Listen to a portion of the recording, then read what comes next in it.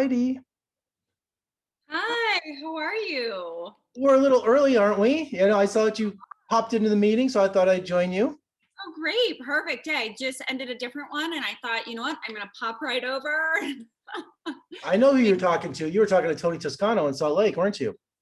I was. He's my best friend of 20 years. Oh, that is so cool. How did you guys meet? Through the film At a industry? junket, yeah. It was on Toy Story 2. So we're talking 20 something years ago. And we've been best friends ever since. I'm really good friends with him and his family. And he's just my bud. He said he Oh, had a wonderful interview with you and Gideon. So oh, he's so lovely. We had a he is. great Just don't loan him money. time. No, Oh, I'm joking. I'm joking. Well, thank you for talking to me today about your thriller, 100 Days to Live. well, it's my pleasure to be here. Well, great. Well, let's talk about your character, Rebecca. Um, she has wedding plans have been put on hold, hasn't haven't they? Because something happened to her fiance. Yeah, absolutely. 100 Days to Live is a psychological thriller, and it follows my character, Dr. Rebecca Church. And I run a suicide support group. But then, really early in the film, you get to see me fall in love with the very handsome Colin Egglesfield, which I know excites a lot of women out there. And then he is taken by a serial killer. And so I need to help the police, the detectives figure out motive and what's going on. And I don't want to give too much away. But I think what makes us really different than other thrillers out there is Raveen, the writer director, Raveen Gandhi, he just did a wonderful job of really showing the character's background and how we each got to the place that we ultimately do. What I love is she's kind of like an amateur detective because all that's left behind from his abduction was a photo album that said Gabriel was saved. Yeah, absolutely. And this is something that he does repeatedly, and hence he gets the nickname the Savior. So it was so much fun to shoot, and the cinematography is just so beautiful because it's in Chicago, and I think that people are going to really enjoy it, especially if they like twists and turns and I was going to say Chicago is front and center in this movie, isn't it? I've only been to the airport. Can you believe that? I've never been to Chicago. I know. Every time I watch a Food Network special or I watch some sort of travelogue on Chicago, I'm just like freaking out that I haven't been there. It's on my bucket list, along with Nashville and Atlanta. I've been everywhere else, but okay. just seeing is it called the walkway in front of the Yeah, river there? I mean, yeah, 'cause you, you have, Riverwalk. you have a lot of shots that were shot there. Yeah, I mean, Chicago, the only thing I don't like about Chicago is the weather. And I like to joke cold weather, warm people. Um, It's 74 in Vegas today, by the way. oh no. Beautiful in Las Vegas. That's why I love being a native. And I'm out here. We can get through the 3 months of the 115 degrees, but I'm seeing the whole country suffer right now, and Yes, especially Chicago. yes, absolutely. But yeah, I mean, Chicago is a gorgeous city, and it's really showcased in this film. And our cinematographer did a beautiful job of that. We're in the Hancock Building. We're on the Riverwalk. It could almost be a tourist movie for Chicago. It's a travel log, absolutely, yes.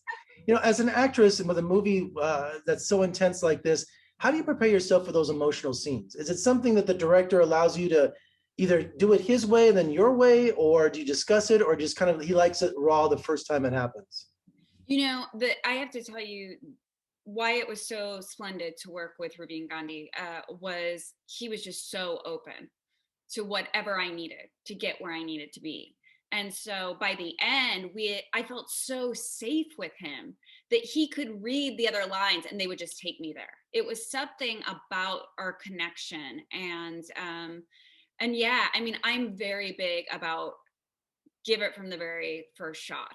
So with this and it being a small indie film, we shot this film in 21 days. So you either get there or you don't. You don't have a day to get there, you As know? someone who went to film school, I know there's famous directors who do 100 takes of things, and I just never understood that. What were they looking for that wasn't there in the first few takes? And a lot of directors are saying the first take is usually the best. Yeah. I mean, I never want to say something negative about somebody's process, but it's not my first choice. I also think that, like you said, sometimes the first take is the best. So I actually always ask Raveen to shoot the run through. I'm like, can we just shoot it? We're set up. You know what I mean? Can we just shoot it? Because magic can happen. And really, honestly, Meisner technique, which is an actor technique, is about listening and reacting. And you can never rehear those words for the first time. One of my favorite things to do recently, my son is 9 years old and he can read, and he will run lines with me. And to hear it come out of his mouth, I hear it differently. It's really different than just reading it. And so when you have the chance to capture that on film, I say take it, you know. So I always ask to shoot the rehearsal. Well, is your son SAG-AFTRA? Because we don't want any trouble here.